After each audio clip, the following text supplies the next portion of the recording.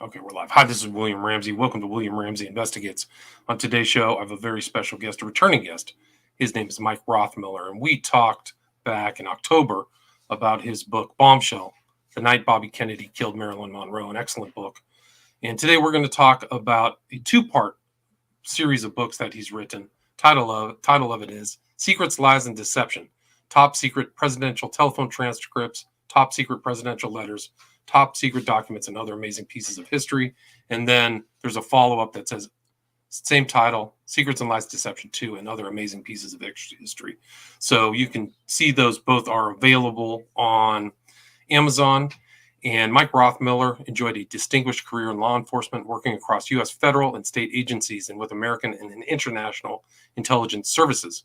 He served for 10 years with the Los Angeles Police Department, including 5 years as a deep undercover detective with the Organized Crime Intelligence Division, or OCID.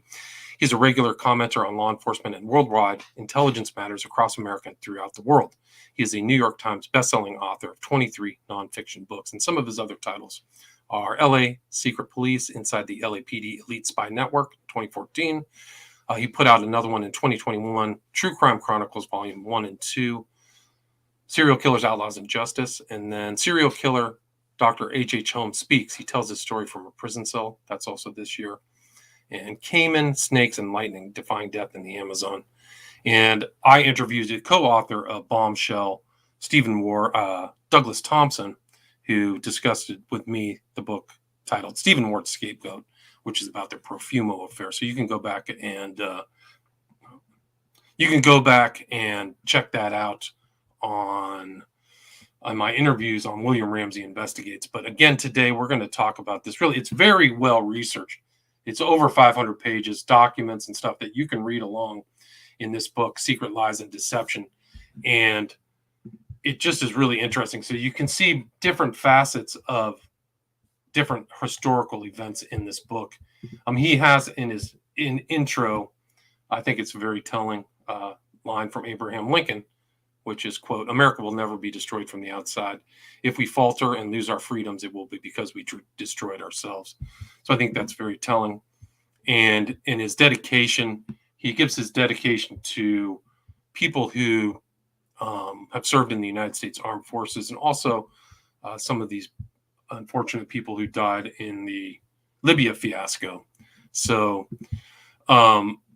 each one of these documents kind of has an intro from Mike. So you can have see kind of the intro kind of paragraphs that introduces some of these documents. And so you can kind of just see all this great research that covers kind of from the beginning of the United States to subjects such as the CIA's top alleged assassins, FBI's black bag jobs, was President Lincoln gay, and all these kind of documents that are written between people. And like Ulysses S. Grant, he writes in his autobiography about the Mexican War as a conspiracy, about Nazi gold hoards, information about Kennedy, some secret information about Kennedy that's very interesting, stories about Lyndon Baines Johnson, and all the way up to the present, Israel destroying Iraq's nuclear reactor and other nuclear weapons. Mike has kind of dropped out, so I'm kind of going it alone.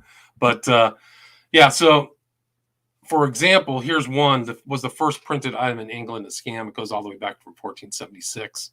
So it was made by William Caxton, introduced printing into England. And then he goes right into the rebellion of the American colonies begins and the king takes action in 1775. But some of the ones that I had listed that I wanted him to talk about was, okay, here we go. All right, he's back. All right, I did a long intro, Mike, but welcome to the show. Thanks for coming back on. Appreciate it. I don't know why it cut out, but it did. That's all right. Maybe these secrets, lies, and deceptions are not, people do not want this revealed. So for people who didn't hear our earlier conversation about Bombshell, can you give us an update on Bombshell and also about your research that led to this very excellently researched series of 2 books? Sure. Well, Bombshell is about the death of Marilyn Monroe, about the killing of her. And it came out in July, and it's still #1 in the UK, the United Kingdom. It's still in the top, I believe, 5 within the United States within its category. and in the English-speaking world, it's a bestseller. Congratulations. So it's doing very well. This past week, the audio rights have been sold in the United States and the United Kingdom, and the production company, which optioned the TV movie rights, they're moving forward pretty rapidly. So everything's very positive so far. Excellent. Congratulations. That's Thank awesome. you. It's a really well-written book, too. So people should go get Bombshell, and they can listen to this interview. But what led you to write? Okay, he's back. He just dropped off again. Okay. So, okay, he's back. I don't know. It keeps cutting out. Okay. Yeah. All right. Well, we're going to keep going. Let's go. Oh, now he's going back. Okay, now he's off again. Anyway, never a dull moment, I guess. I don't know if something's like one of your cables isn't attached or something. Okay, now he's off again. Okay. Yeah, so I think one of his books, H Holmes, would be a really interesting one. That's one that Mike has written. People don't know who H Holmes is. He was like a notorious serial killer who built his own house to like kill people. Anyway, Mike, as long as you're on, go from Bombshell to Secret Lies and Deception. Yeah, well, Secret Lies and Deception, it took literally 20 years to acquire the documents in that book. The CIA, the NSA, and everybody else fought me all the way. But I did eventually get some very, very interesting documents, and they're so revealing and so explosive. I included the documents in the book so people can read them for themselves. But one is that I have the list of official CIA assassins who back probably in the early 50s, but the 60s and 70s, were carrying out assassinations for the CIA. And a lot of that came under JFK's administration. I also have Operation Condor, which some people may have heard about. And that's when a number of South American countries got together with their intelligence services, formed assassination squads, and they would go around the world killing people their president didn't like. And one of those killings was a car bomb in Washington, D.C., where they killed 2 people. And the entire document is in there, the FBI investigation, the synopsis of it. I did a really good interview about that. It was called The Ghost of Sheridan Circle. It was the only assassination done, I think, on American soil or something, or in D.C. Yes.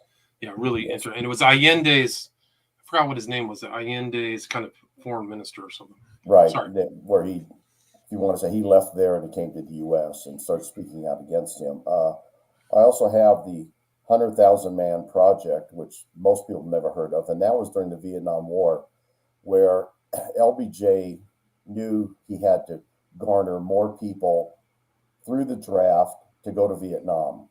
And so he and McNamara and a couple other people came up with the 100,000 Man Project. And what they did was they lowered the standards. And for instance, if a person could not read at, say, a 5th grade level, before they were exempt from military service. But now they said, no, well, let's lower all the standards. They also lowered the standards regarding mental issues. And in some of the documents, they refer to the people as idiots. They are going to draft idiots. Wow. So they knew it. They went through the South, primarily looking at African Americans and lower educated whites, and told them that if they joined the military and became an infantry guy in Vietnam, it would be a great career boost for them. And so these guys went in great numbers to Vietnam. And most people, if you'd hear a shot, when I know I was in the military, police, if you hear a gunshot, you duck. They said a lot of these reports that these guys would hear a gunshot, they would stand up to see where it came from. And then they were taken out by a sniper. So they died in huge numbers compared to regular enlisted people and draftees. So that document is in there discussing it.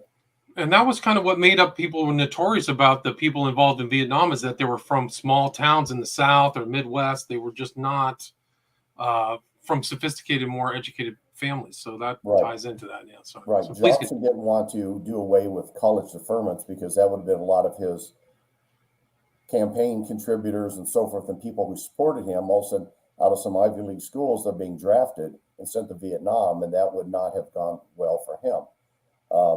I also have in there, which is kind of ironic, the day that John F. Kennedy was assassinated, almost to the minute, there was a CIA agent delivering a poison pen to an assassin in France to kill Castro with.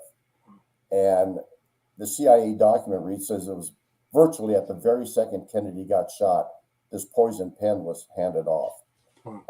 So I have that, have Operation Northwoods in the book, the document, which is really pretty interesting because it was once again the Kennedy administration. They were looking at ways to invade Cuba.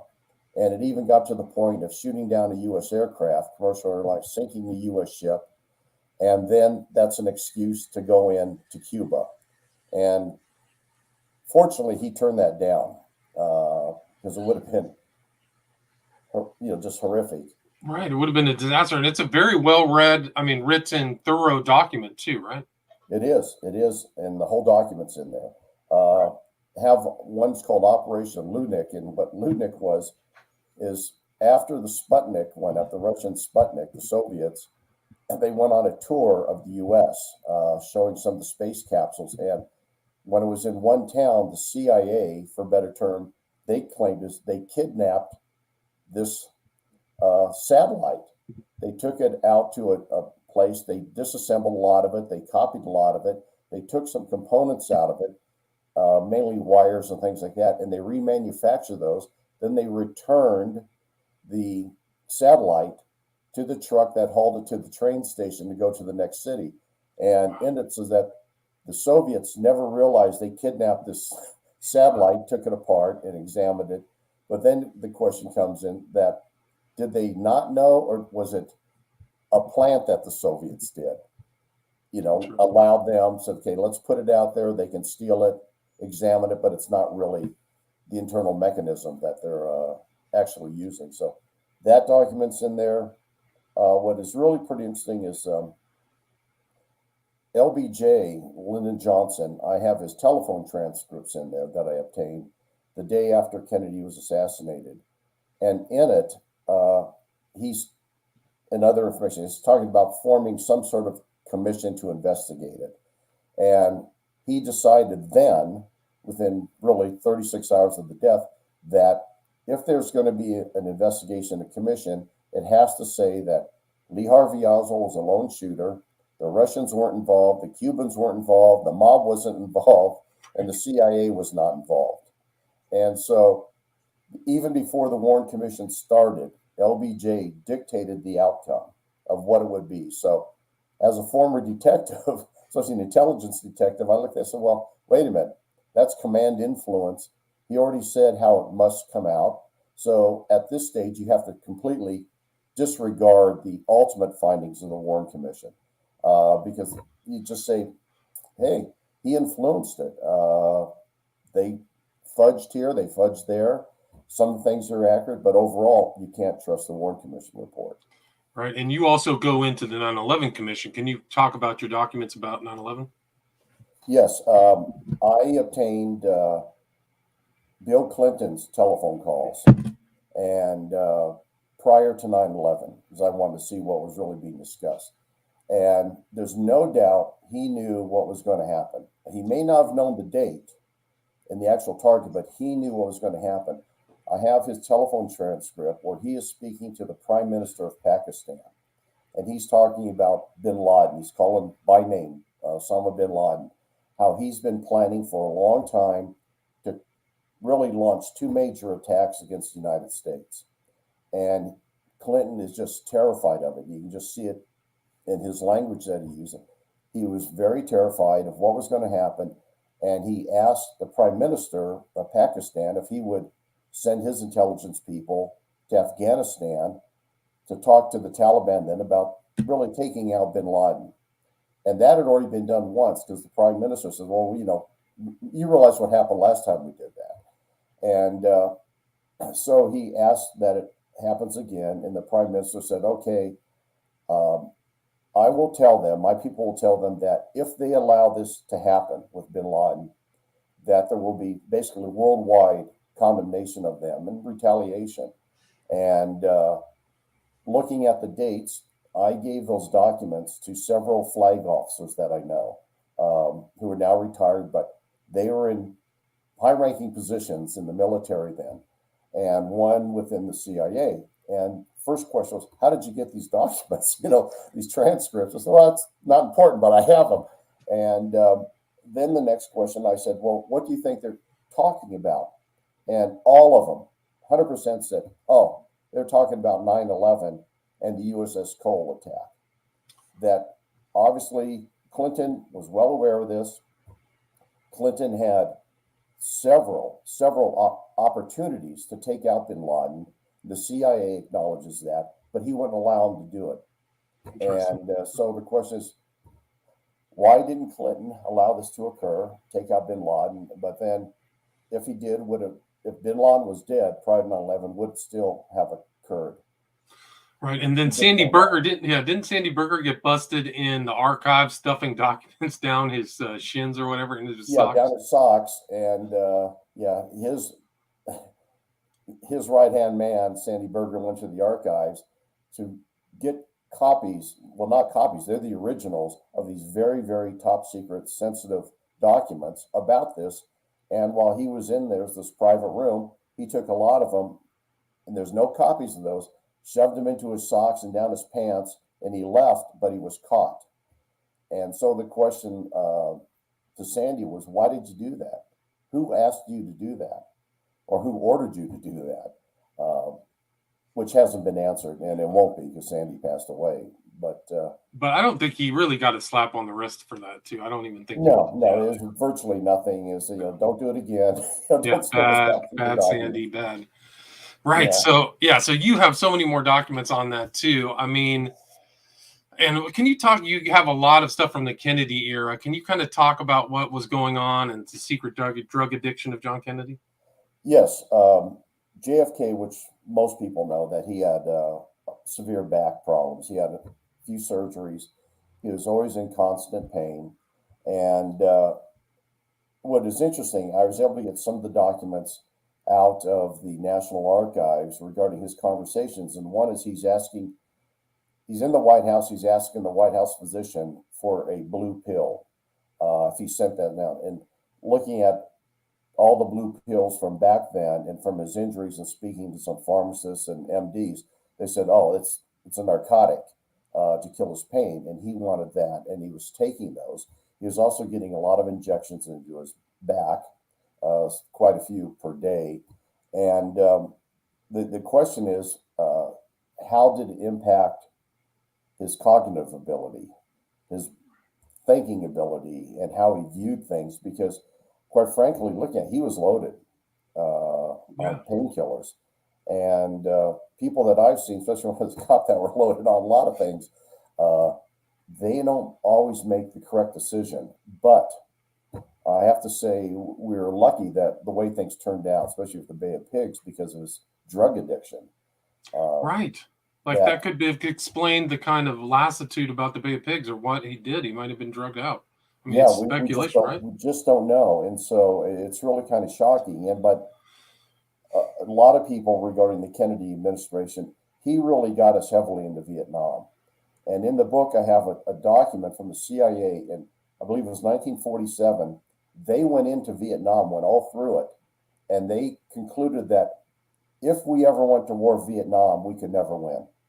Never happened. So the CIA in 47 recommended we never go in there because we'll just lose.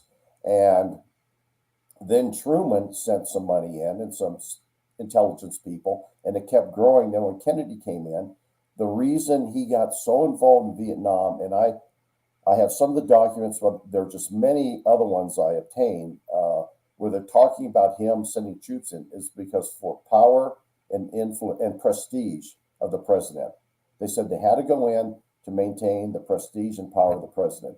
That's why we went into Vietnam. And not only did I see that one, I saw that probably at least 20 other documents, and they were transcripts of actual conversations in the White House. And it was always, that was the reason for going into Vietnam. Right. It's not a good reason. It's not a good rationale just to kind of save face or look good. I mean, what a disaster. And then Johnson total disaster. It's horrible. Then other interesting documents in there, I have the CIA when they launched their search for Noah's Ark. which Talk is, about you that. know, you think about that and you think, really?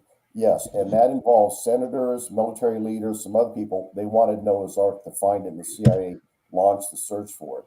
And then I came up with some other documents that aren't in the book, but they also started looking for, the Spear of Destiny, the supposed to be the one that killed Christ. The Spear of Longinus. Yeah, it's called the Spear of Yeah, Longinus. and they went for everything, every religious item that you can think of that dealt with power or influence, they were searching for.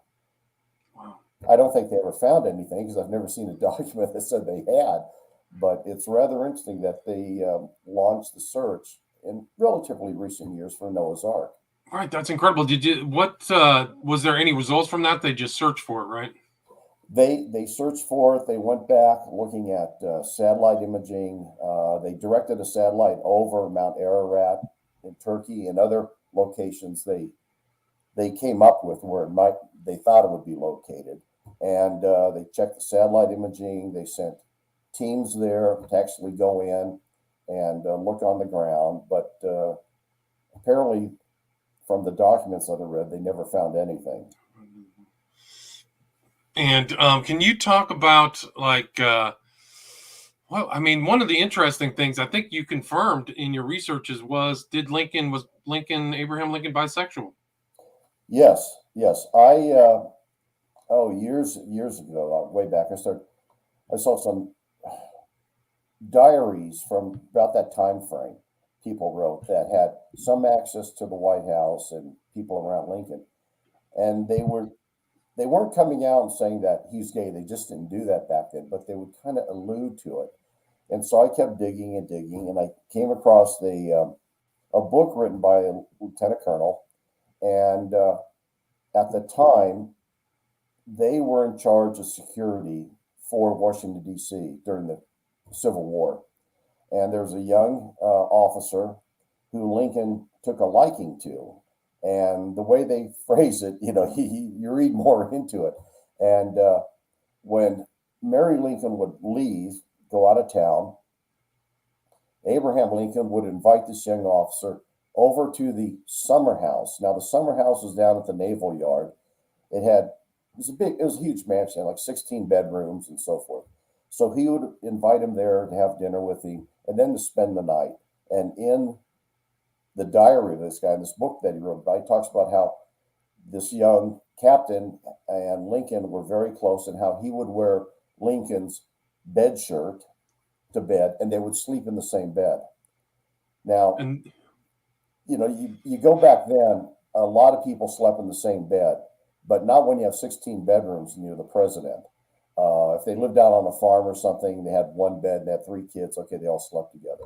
But in this situation, it reads more into it than people realize. And then I went back and read some of the letters that Lincoln wrote at the time, even before he was president, to some of the men that were in his life that he knew, he was very close with. And when you read them, it reads like a love letter. In a lot of areas, you say, wait a minute, is he writing to a woman? Or is this a woman writing to this man? But no, it's Abraham Lincoln writing to these different guys. And when you start seeing that, it starts to get you thinking, so wait a minute, maybe there's more to Abraham than people know, in which, hey, he turned out to be a good president and everything, had a very difficult position at the time, the Civil War, but it's just a part of history that people should be aware of. Yeah, I mean, you concluded that he was attracted to men too, and I think there were stories actually when he was in Illinois of sharing a bed with another man when he was in his lawyer days, and that kind of people talked about that. But when you look at all the context, you throw in the letters and the statements, the documents that you have in your book, I think yes, it's pretty. And part of it comes from that when I was in LAPD, I worked vice for about 18 months and arrested many, many people for sex crimes, lewd conduct, and that. And I would say 10% to 15% of the men that we arrested for having homosexual or gay encounters in parks and so forth were married. And most of them had kids, and some were chiefs of police, attorneys, doctors, judges. and everybody thought they were straight, and we would never guess it, but here we caught them in the acts, and so we arrested them. And so when you bring that into play, and with a background, and you start reading this and understanding it, it starts looking very, very, very positive that he was bisexual. Right. Yeah. And then that, yeah, I mean, there's a whole nother stories about that, but yeah, there was this, when I grew up in Northern California, there was a sociological study of what happens in some public bathrooms. And it was a huge scandal because somebody was just studying for sociological reasons and followed them home. And these guys were married with kids and stuff like that. Crazy stuff. But Well, I'll tell you, there were many times when my partner and I, we arrested a couple guys in a public restroom in a park that were engaged in sex. And when we start taking them out, and half the guy says, "Wait a minute, what are you going to tell my wife?" And we said, "What do you mean?" He said, "Well, my wife and kids are waiting in the car." wow. And so we'd say, "We're not going to tell them anything. We'll walk you over there, and you can tell them anything you want. We'll tell you where you're going, where we're taking you, and how to get you out, and so forth. But it's up to you to tell your wife and kids." Families in the car. Wow, that's crazy. And you have some really interesting. One document that I hadn't seen was kind of the earlier, like rise of Adolf Hitler. Like they really had their eye on him from a very earlier time, even before the putsch. I think his attempt. Oh yes.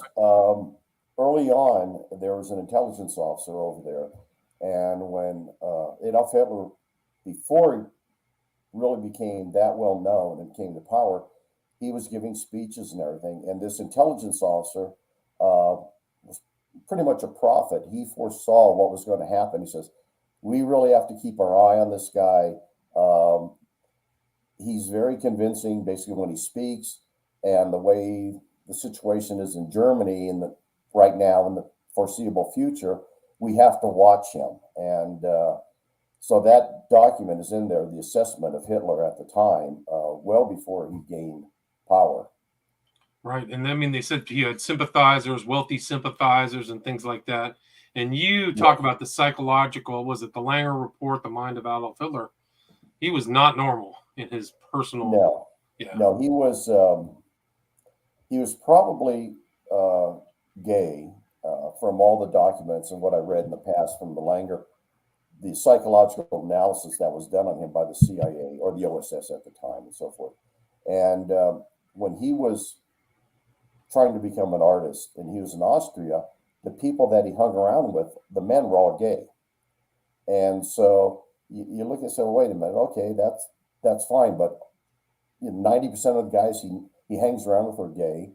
And then there was this woman who, even when he became the Fuhrer, he would see her, and he kind of viewed her, I guess, as a mother in a sense.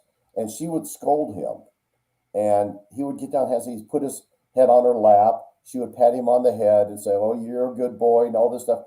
And so he was like a child in some areas, and just very, very different. And he had, which is into some very bizarre sexual aspects of his life, involving his niece and some other people. And it's described in detail and under the situation. Now, I won't get into the detail of what he was talking about and what they said, but his niece died under suspicious circumstances, supposedly shot herself, but yeah, women usually don't engage in that. Yeah, they don't. Yeah, they don't even like guns. That were around him that mysteriously died of suicide by gunshots. Yeah, so it talks about his sex life and also about his mental ability, how he was, whether he was stable or not. And it's just very interesting getting to the man's mind. Yeah, he was totally bizarre. And he, even later in life, all of his bodyguards were gay. So if you look at like your pictures of him with his bodyguards, they look like male models. They're all really super fit, handsome looking men. Like it'll trip out. And which you wouldn't think. But then his excuse was like, "I'm saving myself for Germany. Germany's my big thing. That's why I'm that's why I don't have a wife or whatever." But it was just a big ruse. Exactly. So he was very bizarre, needless to say, and ruthless. Just ruthless. Yeah, and that report's very important. It's a very interesting insight into Hitler. But what a lot of people don't know is it got distilled into 200 pages, but there's an additional 1,000 pages of notes and information that they had to look through to compile the Langer Report of the Mind of Adolf Hitler, which was Exactly. an OSS. Yeah, it was actually. Yeah. Go ahead. I was just going to say it was put together by Wild Bill Donovan, who was the head of the OSS at the time. He instructed those guys to do it. I published that entire document too. Oh, wow. No, that's really important history. We're at the 30-minute mark. Do you mind talking about the second volume? We talked in the pre-show about some of the other documents you've been working on. Can you talk about what else people could expect in volume 2? Well, yeah, in volume 2, the one item that really stood out in my mind was Hillary Clinton's emails. And most people remember, they go back and say, well, all her emails were destroyed. Nobody could find them. Well, that's not true. I was able to obtain some. And I also have a document from the FBI stating that they have 340,000 of her emails that vanished, but they've never looked at them. That's what they claim. They've never looked at them, which is nonsense. And so the main thing is that the emails that I have in volume 2 has to do with going into Libya, the war that Obama launched against Libya, and the true reasons behind it. It wasn't a concern over, well, there's an insurrection going on in some part of Libya, and he was going to send in troops, and they're going to slaughter people. That was kind of the excuse. It wasn't. Hillary pushed it, and she went first. She had a meeting with Sarkozy, the president of France, and he was very. You just dropped off. So again, that was volume 2. Has a lot of additional, lots of additional stuff. All right, sorry. Please continue. Please continue. Sorry. And anyway, what was Sarkozy knew that Libya, Gaddafi was going to start a new currency for North Africa and that whole area, and it was going to be backed by gold and silver, and that would impact the French franc dramatically. So Hillary went to France. She met with him, and he convinced her that this had to be stopped. And plus, it's in there about regarding the oil reserves that Libya had, that France wanted their hands on that. And so the documents are the emails to Hillary, in that the war was launched for this reason, to stop the currency being backed in Libya, and also to garner the oil riches from Libya to France. And what is interesting, the way it turned out, and from some people I spoke to at the CIA, is that Gaddafi sent, once the war started, he sent the gold, really about 120 tons of gold and silver, into the desert in a convoy to be hidden, safeguarded. And so it was taken out, it was buried somewhere, and as the convoy trucks were returning empty, they were hit by French and US aircraft and destroyed, and everybody was killed. And so the official story today is that all that gold and silver is still out there somewhere, and nobody knows where it's at. The French didn't take it, the US didn't take it, nobody took it. It's out in the desert, but nobody knows where it's at. Perfect. Well, to hit that convoy, obviously they had, some spy aircraft overhead or a satellite watching it. They know exactly where everything went. Yeah, sure. So I don't think that gold and silver is still there in the desert. I would agree with that. They probably knew everything. I mean, they were going in strong. The other thing, that he was going to create a gold-backed currency that everybody in Africa and North Africa, South Africa could use. So it was a competitor to other currencies. Right. So it threatened them. So, a lot of those wars are central bank wars, believe it or not. Yes. A lot of interesting things. I mean, it's just there's so many documents that have been hidden from public knowledge. I think that I credit you with putting these together so people have a better understanding. And a lot of history is, it's bleached. It's bleached out, or stuff is taken out. So this gives you kind of an insight into top stuff. Lee Veltman asked if you knew Sheriff Lee Baca while you were in an office in LA. No, I didn't know him, but I knew about him. And Baca really came in after I left LAPD, but I had several friends that were high ranking in the sheriff's department and under Baca. So, yeah, you kind of had an insight what was going on. Yeah, is he in jail now, or did he go to? He went to jail, right? I think he's probably been released because the last I heard that he was developing Alzheimer, dementia, something like that, and that he was being looked at for release. But I don't follow Lee, so I don't know if he's still in, but I think he's probably out. Yeah, I mean that's an interesting. I went to a ceremony where a policeman became a LAPD cop, and he was there officiating, and then so I kind of followed that guy's. I think what he did is he hid information. I think he hid important information, if I remember correctly. But is there anything else in the volume 2 that you'd like to tell the audience about? Well, it's just that there's a lot of other historical documents in there that talk about the World War II and so forth. And so it's all something that they've probably heard the general story about, but they don't know the inside story. And the documents are there because when I was first putting together volume 1, I talked to a publisher and they said, well, God, these stories are unbelievable. How are you going to prove myself? I have all the documents, Right. And so I said, I have to put them in the book because if you put a footnote, nobody reads footnotes and nobody would believe it. Because I have in there about, you probably saw too, about General Arturo Durazo, the chief of the federales that I was dealing with one-on-one when I was working at LAPD intelligence. And that took me, oh my goodness, I had a big battle with the FBI to try to get documents on him. Durazo, before he became commanding general of federales, he was in their White Brigade, which was an assassination team during the 60s. And so in Mexico, they would pick up dissidents and people they thought were communist infiltrators. They would take them, interrogate them. Sometimes they'd just kill them on the spot. If they took them to camp number 1, which is in Mexico City, they would take them there, interrogate them. When they had everything they needed out of them, they would take them in a helicopter, fly them over the mountains, and throw them out while they're alive. And I got that directly from a couple of colonels and generals down there. But it was a dirty war, yeah. They called it the White War. Dirty War, yeah.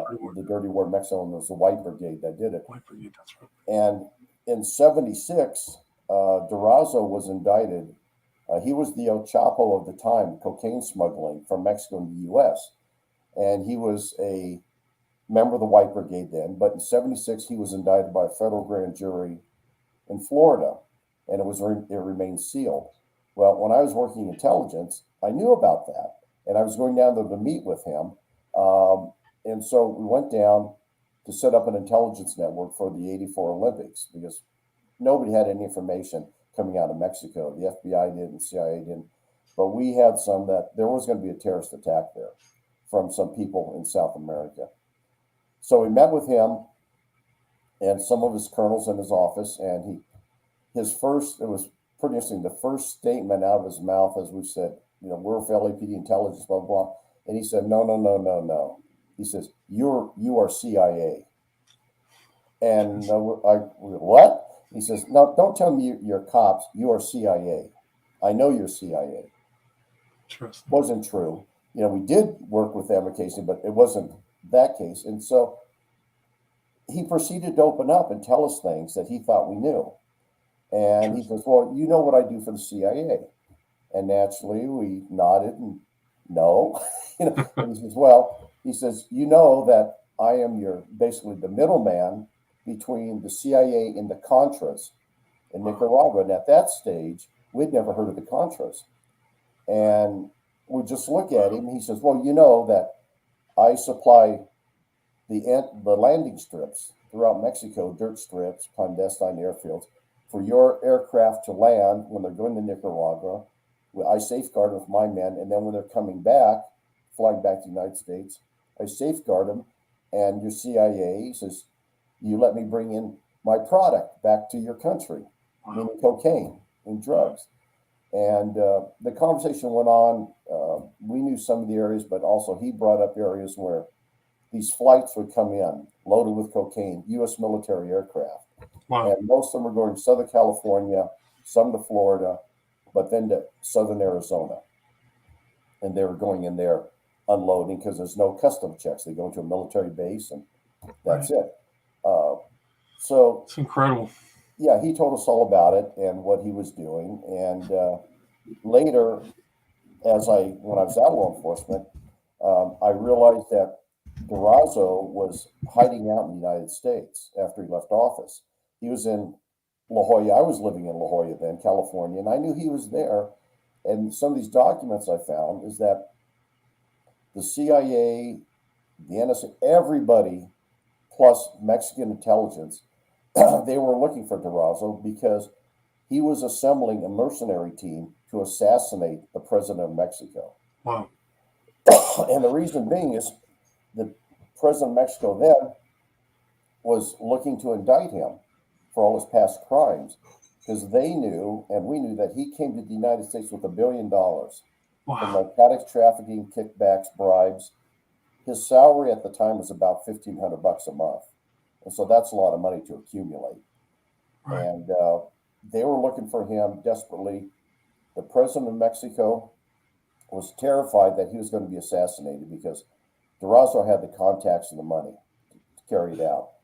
He, in turn, personally called Ronald Reagan and said, listen, we need to find this guy. Will you help us? Because he's out to kill me.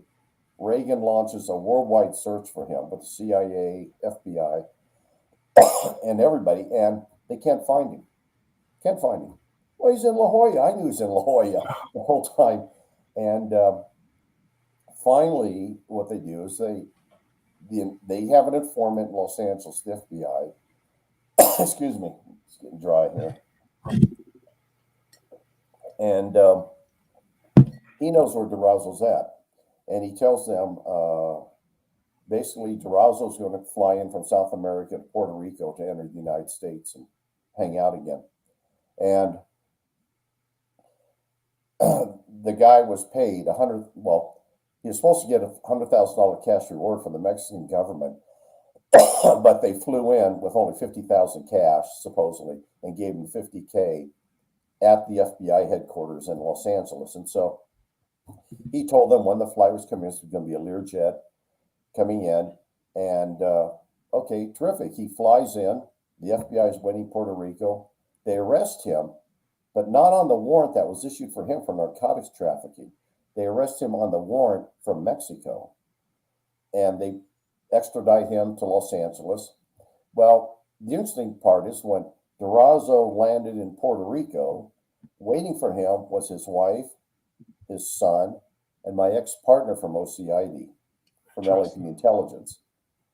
And so you kind of, wait a minute, what's going on here, right? And Durazo was eventually sent back to Mexico. However, the warrant on him was never served, the narcotics trafficking warrant for the U.S.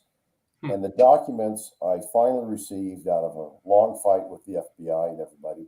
And it said that, well, basically the FBI, the CIA, IRS, Secret Service, and a bunch of other in the State Department got together when Durazo was still in power. They removed that warrant from the lookout system and buried it. Wow. To never be served on. So that way he could come in and out of the United States and never be checked. Because as you know, and most people know, that when you fly in from an international location, when you're talking to customs, the first thing they do is they check your name in the Outlook system to see if there's a warrant for you anywhere. Right. And that was completely removed. And after I filed FOIAs and mandatory declassification reviews with the Department of Justice, I would say, I want a copy of the warrant that was issued. They said, we don't know what you're talking about. So I have a contact in Mexico City. I contacted that person. A week later, I had a copy of the warrant issued by the United States. It's crazy. There's so much corruption like that goes on. Yeah, even up till this was about 2-3 years ago, U.S. government was still hiding it. Wow. Do you know where he is now? Oh, he's dead. He died in 2000. But gotcha. here it is, 15, 16, 17 years after he died, the U.S. is still hiding I see. the whole incident because it's too embarrassing. Wow, that's incredible. It's that stuff unfortunately is still going on now. Yeah, it's amazing. Sure. Is there anything you'd like to add? Anything I missed before we wrap this up? No, just that if people believe they know a lot of secret stuff about the government, this will open your eyes even more. And I had a history professor from USC call me, and he said, I've been teaching this sort of stuff for 20 some odd years. And he said, you've opened my eyes to things the government was doing that I never thought existed. And then his question was, how did you get these documents? No, they're all legit, and you've done excellent work. It's all the documents are in the books, or this book for sure, so people can check that out. Where's the best place to get Secrets, Lies, and Deception? Probably Amazon. Amazon's the best, Barnes and Noble, but go to Amazon. And do you have a website, Mike? You have a No, website? I don't. Oh, you don't. And so the best way to reach out to you, do you have an email or just through your publisher? Just through the publisher. Sure, okay. Correct. People want to reach out to you. Way. Awesome. Well, thanks so much for your time. Again, the title of this 2-volume piece is Secrets, Lies, and Deception, and the author is Mike Rothmiller. Thanks so much for your time, Mike. You're welcome. Take care. Stay there.